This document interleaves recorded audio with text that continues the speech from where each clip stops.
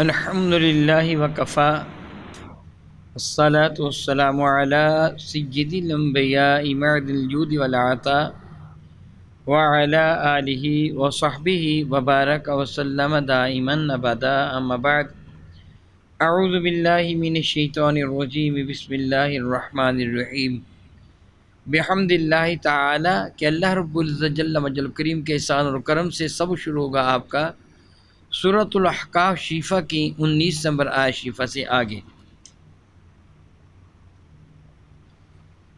ملاحظہ کیجئے۔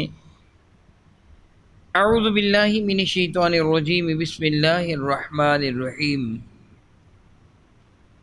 وَيَوْمَ يُعْرَضُ الَّذِينَ كَفَرُوا عَلَى النَّارِ أَذْهَبْتُمْ طَيِّبَاتِكُمْ فِي حَيَاتِكُمُ الدُّنْيَا وَاسْتَمْتَعْتُمْ بِهَا فَالْيَوْمَ تُجْزَوْنَ عَذَابَ الْهُونِ بِمَا كُنْتُمْ تَسْتَكْبِرُونَ فِي الْأَرْضِ بِغَيْرِ الْحَقِّ وَبِمَا كُنْتُمْ تَفْسُقُونَ۔ وَيَوْمَ، وہ دن بھی کیسا دن ہوگا کہ یعرض الذین کفروا علی النار، جب پیش کیا جائے گا کافروں کو آگ پر، عرض کرنا، معروضات کرنا، کسی کے سامنے کسی کو پیش کرنا۔ وَيَوْمَ، وہ دن یعرض، پیش کیا جائے گا، الذین، ان لوگوں کو، کفروا کہ جنہوں نے کفر کیا تھا، علی النار، ان کو آگ کے سامنے پیش کیا جائے گا، جہنم کے کنارے لا کھڑا کیا جائے گا، جہنم کی بھڑکتی ہوئی آگ انہیں نظر آ رہی ہوگی، ابھی ان کو اس کا لقمہ بن جانا ہوگا، ان کو احساس دلایا جائے گا اور ان کو کہا جائے گا اذھبتم طیباتکم فی حیاتکم الدنیا، تم دنیا کی زندگی میں اپنی ساری کی ساری بھلائیاں لے چکے ہو۔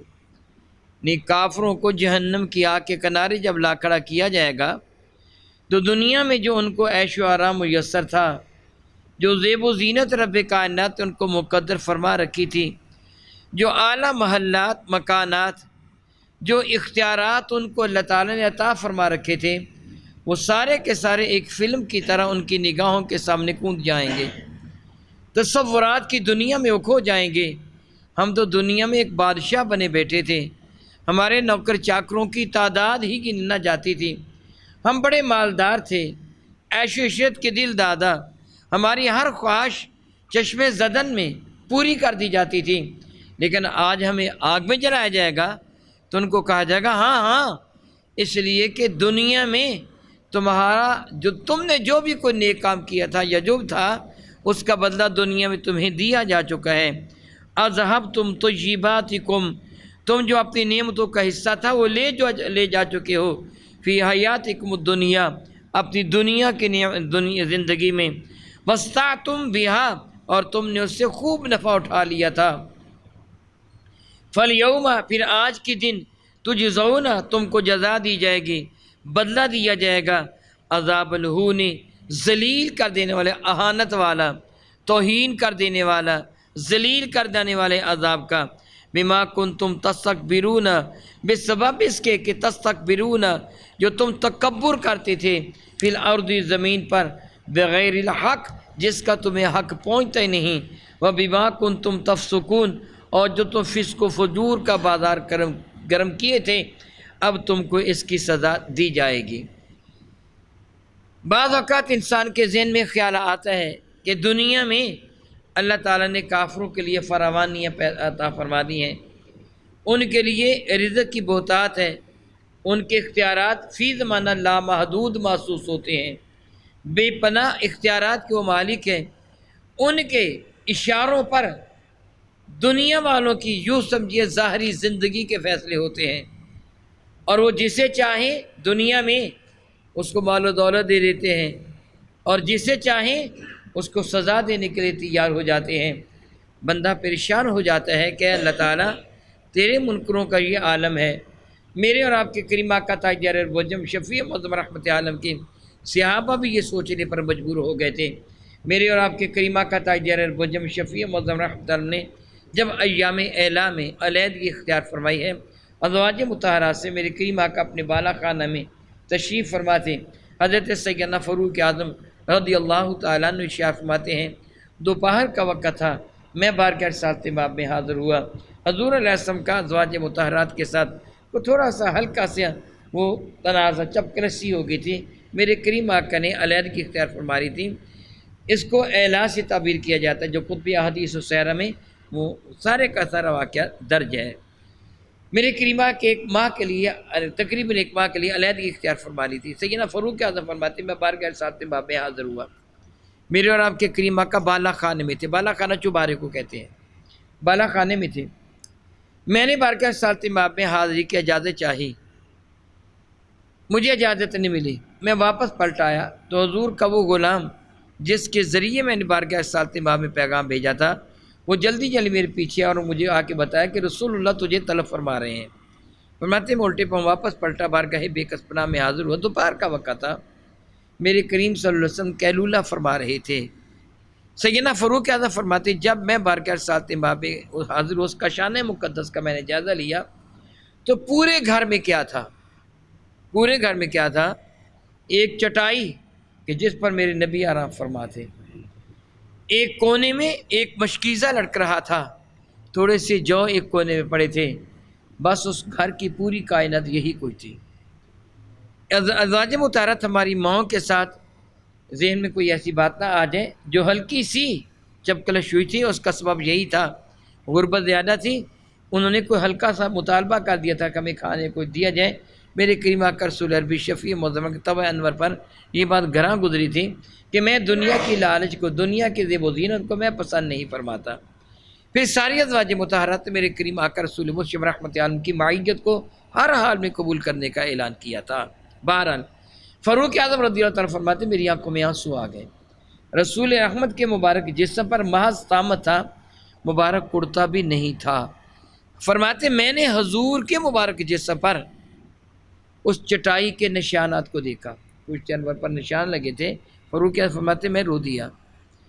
آپ نے فرمایا اے عمر کیوں رو رہے ہو؟ تو میں نے عرض کیا اللہ کے نبی علیہ السلام آپ دو جہاں کے مالک ہیں، رحمت کون و مکاں ہیں، سردار الانبیاء ہیں، امام الانبیاء ہیں، رب کائنات کے محبوب ہیں، اور آپ کی یہ حالت ہے کیسر و کثر والے کافر ہیں، ان کے زیب و زینت کا اندازہ ہی نہیں ہے، وہ ترس و حریر و دیبا کے بستروں پر آرام کرتے ہیں، نوکر چاکر ان کو پکھی دینے والے، جھیلنے والے موجود ہوتے ہیں، ہوا دینے والے موجود ہوتے ہیں، ان کے غلاموں کی تعداد کا بھی اندازہ نہیں ہے، اور آپ کی یہ حالت۔ میرے کریم آقا رسول اللہ فرمائے گئے عمر اللہ کی قسم میں چاہوں تو میرے لیے مدینہ کے پہاڑ سونے کے بنا دیے جائیں، میں چاہوں تو میرے لیے سب کچھ عطا کر دیا جائے، مگر میں نے اپنی دنیا پر اپنی آخرت کو ترجیح دی، میں دنیا پر اپنی آخرت کو ترجیح دے رہا ہوں۔ سیدنا فاروق اعظم رضی اللہ تعالیٰ عموماً وہ لباس پہنتے تھے جس کو کئی پیبند لگے ہوئے تھے، بلکہ 17 کے قریب پیبند لگے تھے۔ جب آپ ملک شام کی جانب سفر کر کے گئے، کپڑے کو یہ لباس جس طرح میں نے پہنا، آپ نے پہنا، کپڑے کو چمڑے کے پیبند لگے ہوئے تھے۔ ایک طرح کپڑے کو کپڑے کا پیبند لگنا، کپڑے کو چمڑے کے پیبند لگے ہوئے تھے۔ سیدنا فاروق اعظم رضی اللہ تعالیٰ عنہ کھانا تناول فرما رہے تھے۔ حضرت حفص رضی اللہ تعالیٰ عنہ، ایک روایت میں ابو موسیٰ اشعری عین ممکن ہے یہ ایک سے زائد مرتبہ واقعہ پیش آیا ہوگا، تو آپ نے فرمایا کہ میرے ساتھ آؤ کھانا کھاؤ، تو کہنے لگے اے عمر میں نے کھانا نہیں کھانا ہے۔ ایک روایت میں ابو موسیٰ اشعری ہی کی بات ہے، میں کھانا نہیں کھاؤں گا۔ سیدنا فاروق اعظم فرمانے کہ میں نے کئی مرتبہ یہ آزمایا ہے کہ میں نے آپ کو کہا میرے ساتھ کھانا کھاؤ، مگر آپ نے کھانا کھانے سے انکار کر دیا، حالانکہ میرا کھانا حلال پر مشتمل ہے، اس پہ حرام کا شبہ بھی نہیں ہے۔ تو انہوں نے جواب عرض کیا اے امیر المومنین، بات یہ نہیں ہے کہ مجھے آپ کے رزق پر کوئی شک ہے یا شبہ ہے، ہاں سبب یہ ہے کہ میرے گھر میں روٹی بھی پک جاتی ہے، میں روٹی کھا کے آیا ہوں، میرے گھر میں اکثر جو کی روٹی پک جاتی ہے اور کبھی گندم کی بھی، میں روٹی کھا کے آتا ہوں، اور آپ کا جو کھانا ہوتا ہے بہت ہی سادہ ہوتا ہے، سوکھی روٹی پانی میں بھگو کے کھا لیتے ہو، اس لیے میں نہیں کھا سکتا۔ سیدنا فاروق اعظم نے اپنے ہاتھ کا لقمہ رکھ دیا، فرمایا کہ مجھ کو اللہ کی قسم میں چاہوں تو میرے لیے بکری کا بچہ بھنا ہوا پیش کر دیا جائے، مجھے مرغابی یا بٹیر بھولے ہوئے نہیں ہیں، میں چاہوں تو سب کچھ پیش کر دیا جائے، مگر میں نے اپنی دنیا کو اپنی آخرت کو دنیا پر ترجیح دے دی ہے، اپنی دنیا کو آخرت پر قربان کر دیا ہے۔ آپ نے یہی آیت برکت تلاوت فرمائی کہ اللہ فرماتا ہے ذہبتم طیباتکم فی حیاتکم الدنیا، کہ تم نے دنیا کی زندگی میں عیش و عشرت کر لیا ہے، اب قیامت کے تمہارے لیے کوئی عیش و عشرت نہیں ہے۔ صحابہ کرام اسی آیت برکہ کے پیش نظر اپنے آپ کو عیش و آرام میں نہیں ڈالتے تھے، جس قدر ہوتا تھا سادہ زندگی بسر فرماتے تھے ایسے نہیں ہوگا کبھی بھی کہ ہم دنیا میں، بلکہ وہ روتے تھے بعض اوقات، اگر دنیا میں ان کو آرام و سکون مل جاتا روتے تھے کہ کہیں یہ آخرت کے بدلہ میں نہ ہو، ہم اپنی ساری کی ساری نیکیوں کا اجر قیامت کے دن لینا چاہتے ہیں، اپنی آخرت میں لینا چاہتے ہیں، دنیا میں نہیں لینا چاہتے۔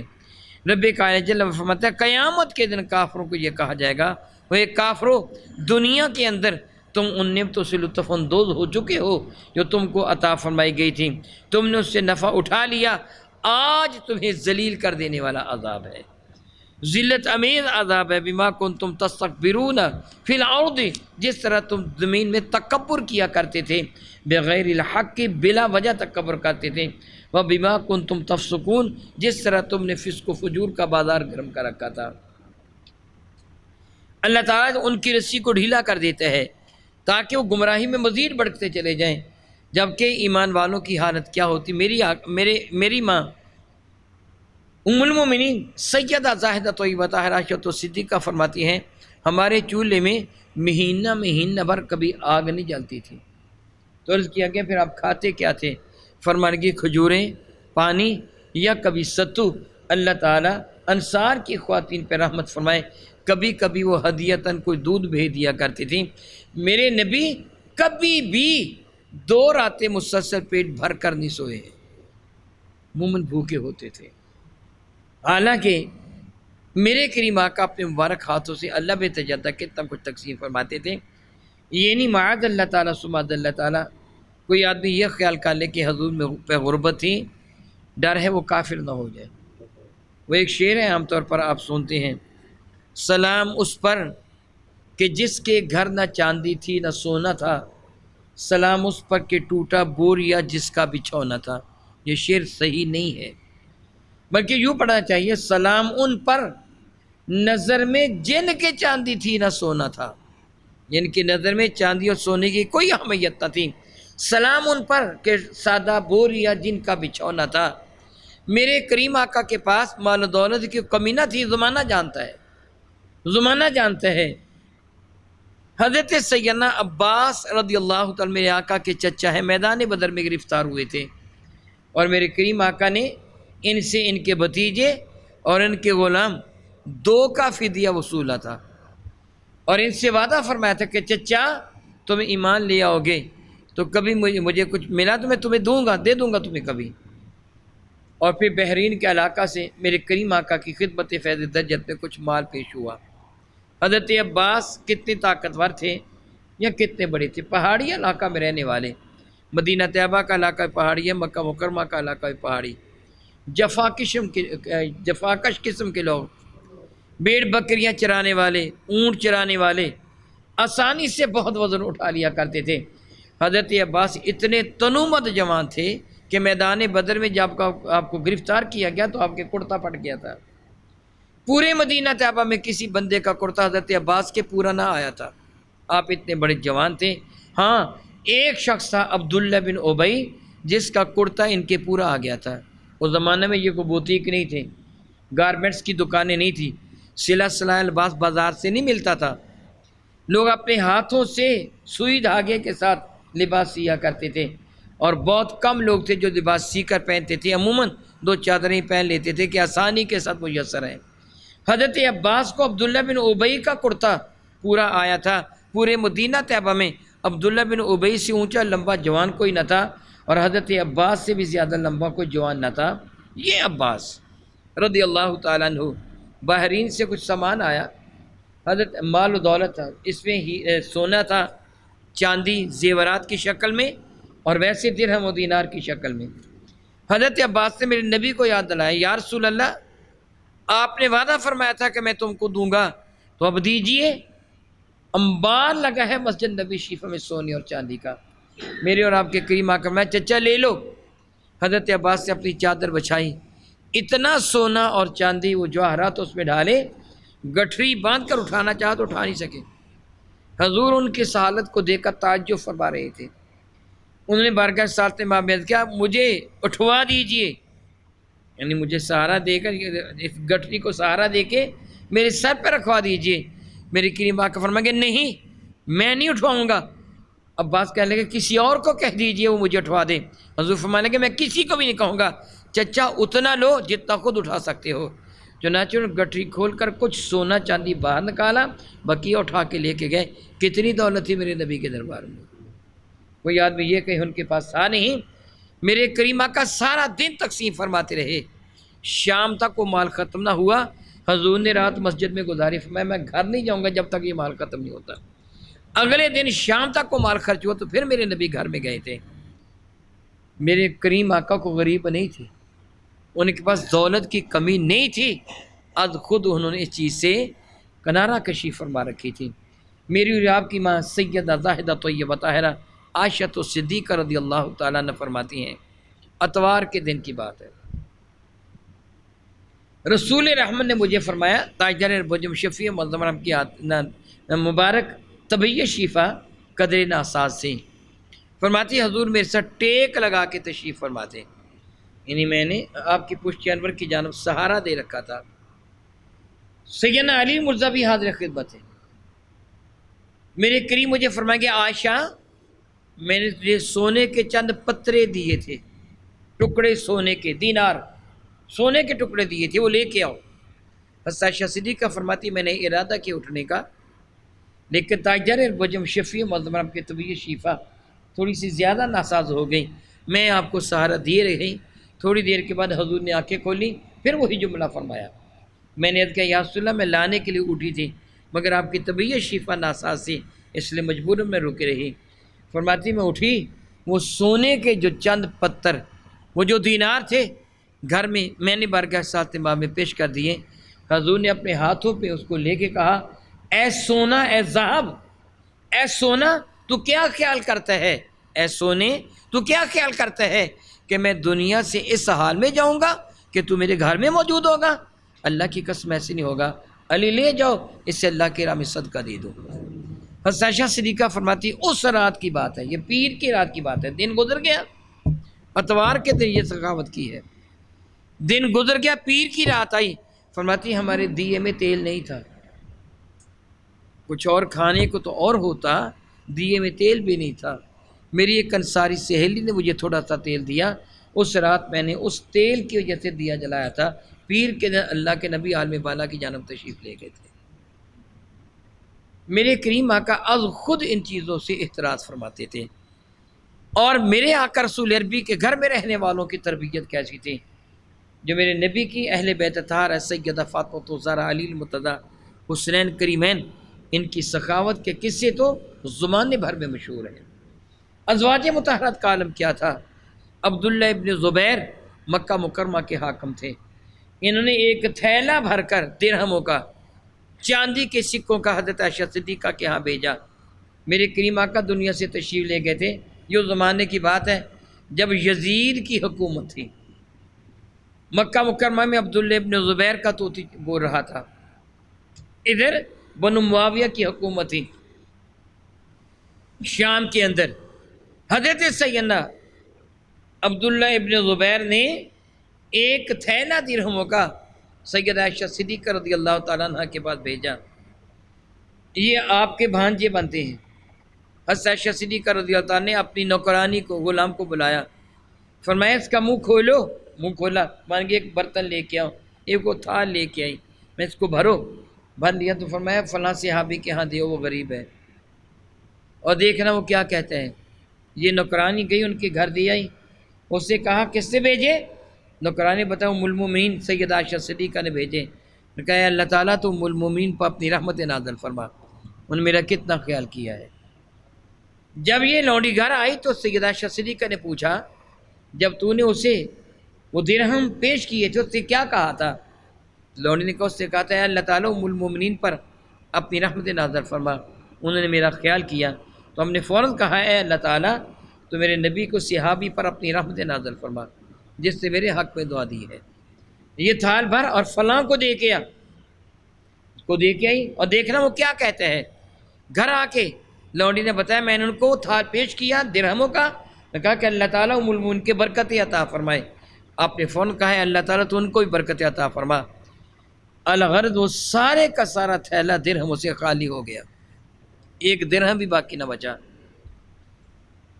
اس لونڈی نے عرض کیا حضرت میں نے ایک بات کو محسوس کیا کہ میں جاتی ہوں جو شخص جو دعا دیتا ہے وہی کلمات دعا آپ واپس دوہرا کے اس کے حق میں دعا کر دیتی، تھوڑا بڑھا دیتی ہیں۔ تو فرمان کی دراصل میں چاہتی ہوں میرا سارا اجر قیامت کے دن مجھے ملے، وہ جو میرا شکریہ ادا کرتا ہے میں اس کا بھی جواب دے دیتی ہوں تاکہ میرے اس اجر میں کمی نہ ہو جو میں نے سخاوت کے سلسلہ میں حاصل کیا ہے۔ شام ہوئی، اس دن کی بات ہے جس دن یہ تھیلا درہموں کا تقسیم کیا تال بھر بھر کر۔ شام ہوئی تو اپنی اسی نوکرانی کو فرمان لگی تجھے پتہ ہے کہ میرا روزہ ہے، دیکھو کوئی چیز کھانے کو ہے تو لے آؤ۔ اور نوکرانی نے گھر کا کونا کونا چھان مارا، سوکھی روٹی، جو کی سوکھی روٹی کا ایک ٹکڑا ملا، کہنے کہ گھر میں یہی موجود ہے۔ مانگے الحمدللہ، پانی لے آؤ، اسی کو بھگو کر میں اپنا روزہ افطار کر لوں گی۔ تو لونڈی نے کہا، نوکرانی نے کہا اتنے درہم آج آئے تھے، تھیلا بھرا ہوا تقسیم کیا، ایک دو درہم رکھ لیتی، کوئی چیز ہم بازار سے لے آتے، گوشت لے آتے، کوئی کھانا لے آتے، میرا بھی روزہ آپ کا بھی روزہ، ہم آسانی سے روزہ افطار کروا لیتے۔ ام المومنین فرمانے لگی اب یاد دلانے کب کہنے کا کیا فائدہ، جب تو تقسیم کر رہی تھی تو مجھے یاد دلا دیتی، میں چند درہم تجھے بھی دے دیتی، تو جو چاہتی خرید لاتی۔ یہ عالم تھا میرے نبی کے شان مقدس کا۔ اب کوئی خبیث انسان ہی میرے نبی کو غریب کہے گا، جو عقل والا تو کبھی بھی میرے نبی کو غریب نہیں کہہ سکتا، میرے نبی تو غریب نہیں ہے۔ ہاں البتہ جو دنیا کی زیب و زینت تھی، جو مال و دولت تھا، وہ رب کائنات کی راہ میں قربان کر دیا، پیش کر دیا۔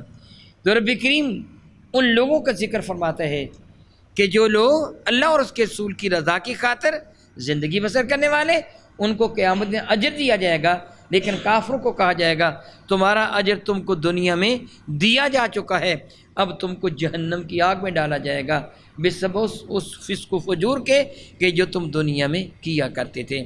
اللہ تعالیٰ کے فیصلے اٹل اور مبنی بر حقیقت ہیں، ہمیں ان کے سامنے سر تسلیم خم کرنا چاہیے۔ ایمان والے کو کبھی بھی آنے والی پریشانی پر ازردہ خاطر نہیں ہونا چاہیے، اسے خیال ہونا چاہیے کہ مجھے آنے والی پریشانی میرے درجات کو بلند کر دے گی، اور کافر کو ملنے والی عیش پر کبھی بھی اسے حیرانی نہ ہونی چاہیے۔ اسے پتہ ہونا چاہیے دنیا کی یہ عیش کل قیامت کے دن اس کے لیے باعث سزا ہوگی۔ او کما قال اللہ تبارک و تعالی واللہ تعالی اعلم باسرار کتاب۔